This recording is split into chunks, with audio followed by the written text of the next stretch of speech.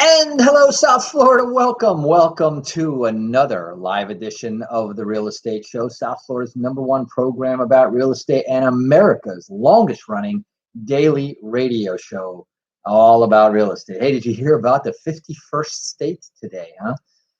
Isn't that kind of an interesting little thing? We'll talk about that.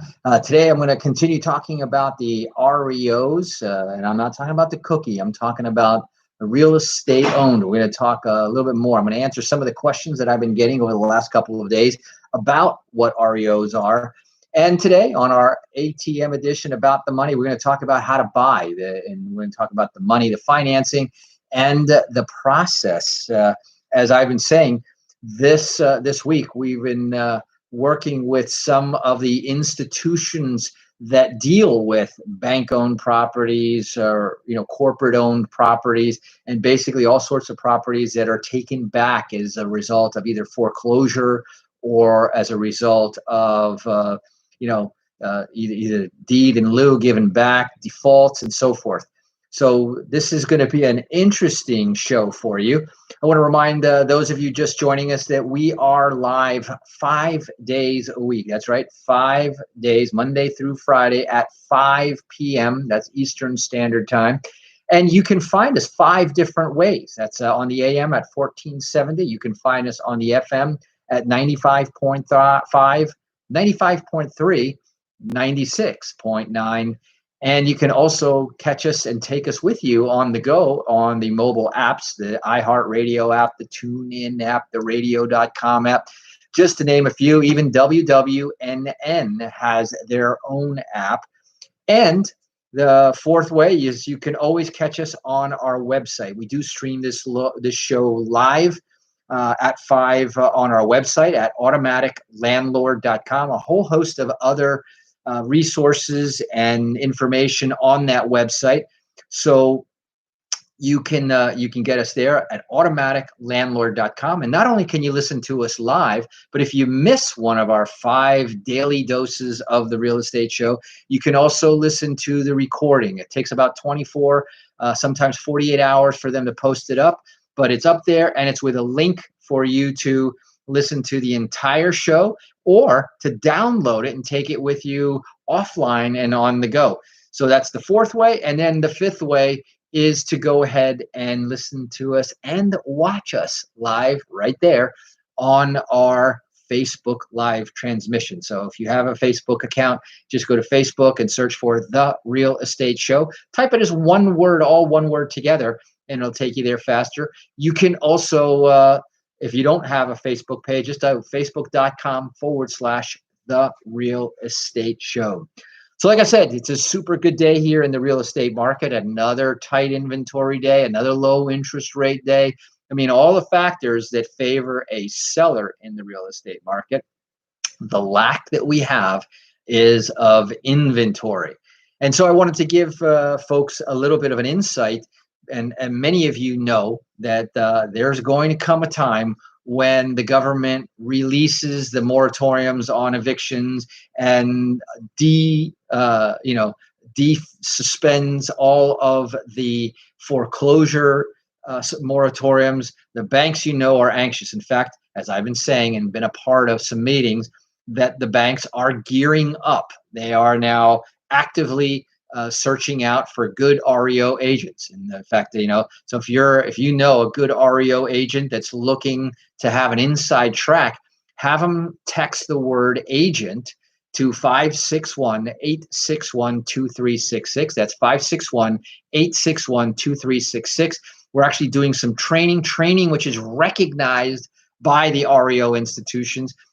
In fact, the REO institutions is talking directly with our company in order to seek out real estate agents who have at least 3 years experience as a licensed agent.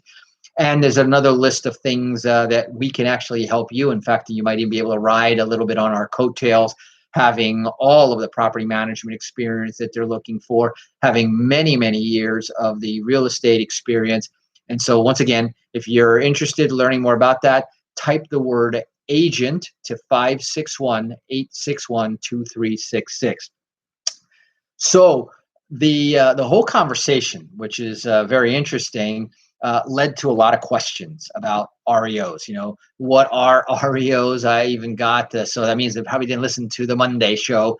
Every day of the week, Monday through Friday, we have a different show. So every show is new and different. On our Monday, we usually define what we're talking about, set up the agenda for the week. We call it our Mondays on a Mission. And we talked about a little bit about how buying bank-owned properties and some of these properties now, even from fatigued landlords that may not have received a payment in as many as 13 months. We're probably talking about a lot of tenants that when they're presented with the bill that it's time to pay 12 months worth of back rent, simply won't be able to, and therefore may be forced out. We talked about some of the agencies in your local counties here in Florida. By dialing 211, that's right, dial 211, like 411, but 211, your local counties have a number of programs for rent assistance. And I would call them now sooner rather than later, because when the money runs out, the money runs out. Same thing for landlords, dial 211. There may be assistance for some of the bills incurred and not able to be paid. And if you're in danger of losing your home, your tenant, your property, try that number. So it's becoming increasingly in the conversation, especially amongst investors. They've been waiting very patiently for quite some time. When they first started the whole forbearance, we knew that would in turn create a higher peak of or pace of foreclosures down the road. And so far, the government has been helping to kick that can further down the road. And the longer that you do that, the bigger the accumulated balance and the harder it will be for tenants and landlords alike to catch up. Now, of course, the objective is to create sort of a soft landing. That's one of the reasons why they're kicking the can down the road, trying to figure out some solutions. Many people have come off of the forbearance on their own, and you've heard me recommend that if you can, get off the forbearance, because there's no such thing as a free ride in this whole ordeal. There will be, the meter will be still running, the interest is accumulating, the rent is still accumulating, and so if you're a tenant and you're able to pay, pay. If you're a landlord and you're able to pay, pay. So, but you're going to be hearing more and more. You're probably hearing us talking about it as more focused than anybody else right now. But you'll see that it'll become an increasingly popular strategy with real estate investors, especially in the markets such as, Florida, Texas, California, New York, especially, and then some of the Chicago areas where you're seeing a lot of out migration, where some of the people will just say, it's not my problem anymore. Remember, we talked yesterday about the zombie foreclosures. You might walk away from your property, but your property as a zombie foreclosure may not walk away from you. There are people still dealing with their zombie foreclosures that they abandoned back in 2008 and 2009. So avoid that problem. If you have an issue there, you can contact us on our website at automaticlandlord.com. We do have a solution for every single situation, assuming you get to us soon enough. If you call us, at the 11th hour, the number of options diminishes with time. The closer you get to that due date, the less opportunities there will be for us to explore with you. We do have money, we do have investors, we do have agencies that can help, as I gave you one out just a little while ago. But you want to make sure you give us enough time so that we can assess fully the situation and be able to take action and have maybe even a choice of options. But never, ever let that go to foreclosure. If you have an issue and you want to talk about it confidentially with no obligation, type in and text the word "call me" to 561-861. That's our real estate show hotline. That's 561-861-2366. That's 561-861-2366. I get criticized. I don't give out that number enough, and I'm trying to do exactly that. So Whatever the market may be, these bank-owned properties, as they're usually referred to, the lingo here is REO properties, and they can be a result of loan default, and it usually is in that order, and then it goes to foreclosure. So usually you'll get notified, and once they've done the notification, there's a certain legally required notification. But believe it or not, a bank, you may think that the bank gave up, but that's because they completed their required, and they documented their required disclosures that your loan is in default, foreclosure is coming up, and even if they set a date and then they themselves either cancel it because of the moratorium or for a number of other reasons, which I'll get into at a later date, just because they didn't show up or do it doesn't mean that they can't again, and they're not required to re-notify you once they complied with what they did. So sometimes, if you've got the perfect hand in your cards, you may wait around to play that perfect hand. And so once they've got the foreclosure default judgment and they can reschedule the actual sale when it suits them, believe it or not, now they're in control. So you don't want to get to the point of getting that default judgment.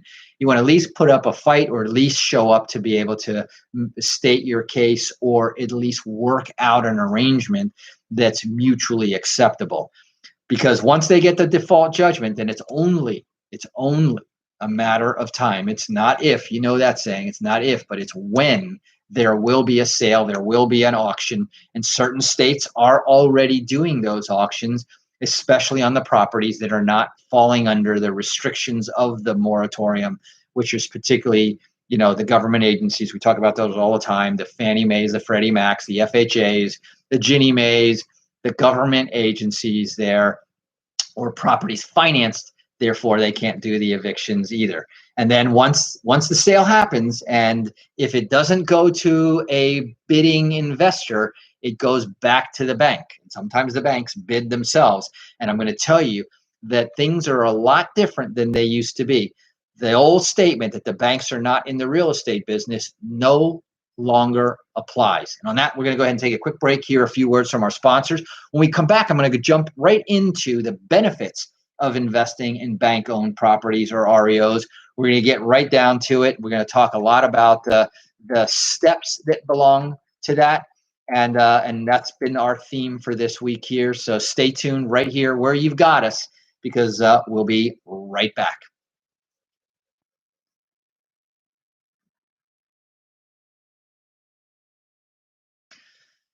Sam I am from California, IA. How are you there? Nice to see you. Mike Vallejo, how are you? Nice to see you there as well. Felipe, who else? The list goes down. Good to see you guys, and thanks for joining us here on the Real Estate Show. Be sure and comment here on the Facebook page. Appreciate the thumbs up and that sort of thing. I appreciate that a lot. And what I especially appreciate are sharing the Real Estate Show. You can do it right now. Share the fact that we're live so that more folks can join us. Facebook has changed something. I used to be able to see every name. I don't see every name. Only certain names actually pop up. The counter isn't even accurate of the number of people. I've got a certain number of people right there on the screen, which is more than the counter. So make yourself known. Say hi. It's always nice to spend a little bit of time. But spending the amount of time that we have right now, and sort of being in the opportune place with having the properties that we're now uncovering, some of the lenders giving us the list of the properties to go look at to see what's the occupancy, what's the condition. Even though they're not doing anything, all they're doing is seeing what's the status of the collateral they have of the non-performing assets. So good place to be. And if you know a realtor, some good realtors, some REO agents, have them type in the word agent to 561-861-2366. Come back. And welcome back, For those of you just joining us here, we're listening to the Real Estate Show, South Florida's #1 program about real estate, America's longest running daily radio show about real estate, and kind of on an interesting day here when we just got our 51st state here in the United States. And if you don't know about that, check the news. We're going to jump right into the benefits of investing in bank-owned properties, and why is this even an interesting topic? And I'm going to give you a couple of them, at least 4 of them. Number 1, no outstanding taxes to pay. Every time that you buy a property, you have to go and check out whether they've paid the real estate taxes. Are they up to date? Figure out or negotiate who pays how much, if it's going to be prorated by the date of closing, if the investor offers to pay it to catch it up as part of the sales price, or they require the seller to catch it up, and so forth. So in most cases, banks and lenders will waive outstanding liens or payments due on the property as a strategy for attracting buyers. So they'll bring it right up to date, right up to the date of closing, for example. And so that's one way of cleaning up. And you got to check your individual states, because foreclosure wipes out most liens. In fact, in Florida, just about all of them. So you just got to know what you're buying in which state and the rules. But this is a good rule of thumb across the country, because a lot of the lenders are national lenders. Number 2 is that there's no homeowners involved. When it comes to buying a bank-owned home, you're going to be dealing directly with a bank employee of some level. And which means is that you're dealing directly with a professional in the real estate business, because obviously if they're in that function for the bank, they are familiar with negotiating values, real estate, the process, the closing process, and everything. So many homeowners are not that familiar with the intricacies of a real estate closing. So it makes really a much cleaner process, because now you're talking, especially as an investor dealing with a bank, you're talking about a professional talking to a professional. And so there's a lot less emotion involved. It's what the bank wants on the one hand, and what the investor wants on the other hand. And then there's sort of that dance, a more high level, more professional negotiation. And you remember, it's not cold and hard. The bank may be near the end of the quarters trying to clean up their balance sheet, and therefore they may be more motivated at some times, or they may just be taking it back and collecting rent, just like a landlord who's got a positive cash flow property at that point. They're not as motivated at that point. Next, you have the choice of requesting a home inspection or not. Some banks said, listen, if you want one, go do it before you make the offer, because we're selling it as is, where is in this situation. So when homes are sold at a foreclosure auctions, buyers don't the option of requesting a home inspection, right? You got to do all your due diligence up front before the auction. But when it's already bank owned, you actually have the time and the luxury of doing a home inspection, so you're not buying, the proverbial pig in a poke. And so the other thing is that oftentimes, frequently, and here's where the magic comes, and we're going to be talking about this, because the truth is, right now, what I'm about to say, nobody really knows. Not even the banks themselves don't know. But these properties will be sold. REOs are generally sold below market value, and every bank has sort of an unofficial, unspoken but official bottom line. And I've heard in the past, you've known that there have been some banks that are 80% of market value. So whatever the appraisal comes in, if you offer 80%, they'll take it. They're willing to take. And I've heard it everywhere from 72%, 75%, 78%. There will be a target number, and different lenders may have their own individual target numbers. But for example, FHA and some of the government agency, backed loans, those will have a sort of a standardized, and obviously the magic is in predicting what the appraisal will actually be. But there is what negotiating is all about. So let's talk a little bit about how to buy REO homes. And this is going to be very important. And like I said, much more frequently talked about. You're getting this now ahead of the game. And that way you can start arming yourself and preparing yourself for what's going to happen. Number one, you got to find them, right? And so one of the, the proverbial way of, driving for dollars, going through your neighborhood, looking for abandoned homes and so things like that. Those are a good possibility. But the easiest of all is to go to the multiple listing, because banks will sell their properties, at least traditionally, banks sell their properties through licensed agents. So realtors and lenders regularly use the multiple listing service to list the bank-owned properties, corporate-owned properties, and you can even see them. And in many of the MLSs, the multiple listing service, in many boards, they actually have a category, so you can actually search for bank-owned or corporate-owned or REO, depending on what they call their category. So it makes sense to go there. That's going to be where the first and low-hanging fruit is going to be.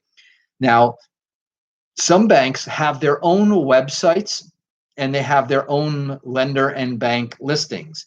Now, they're still handled by agents. So finding out who the REO agents are, finding out who they are is important, because they'll have access to those lists, and eventually those properties get transferred to the custody of the agents to do the marketing and the selling. So, but these lists may sometimes come out a little bit in advance or simultaneously.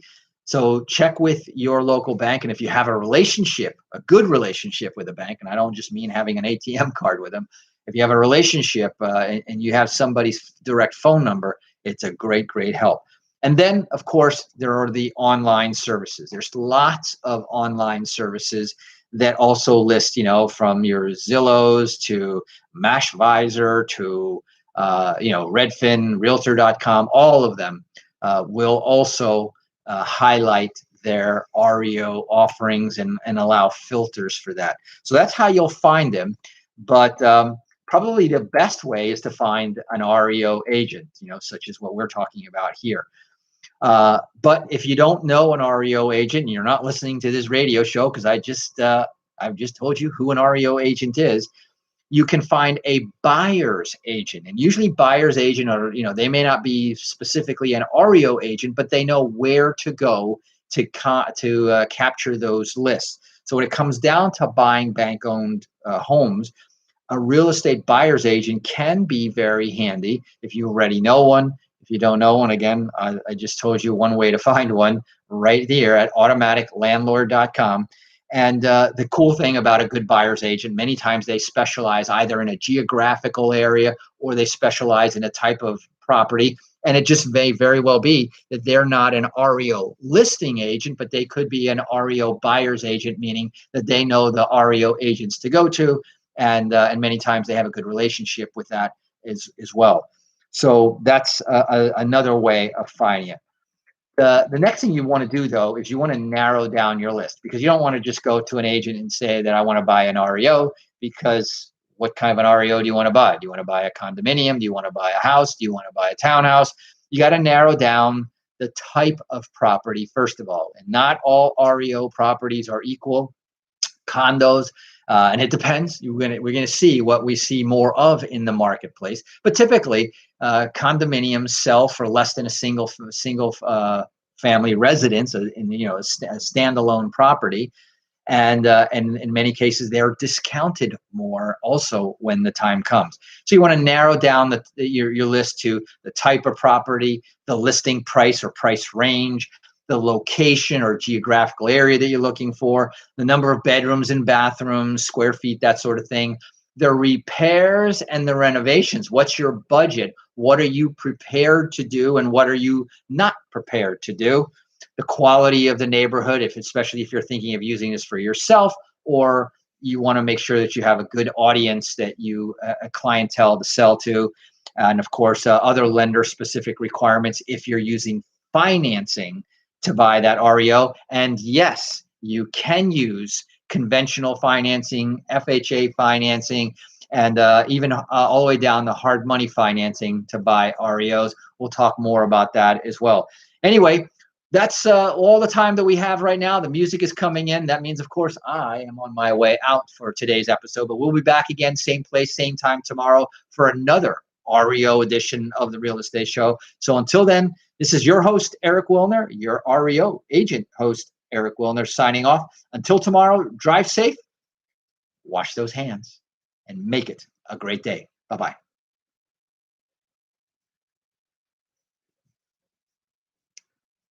That's a wrap. Thank you, sir. And a wrap indeed it is. So hopefully you guys got a good amount of information on today's show. Hey, Brian, how are you? Missed you the other night. At least you were quiet in the background if you were there. I did that remotely, so I didn't have my normal list of attendees on that coaching call. But good to see you. Talk to you soon.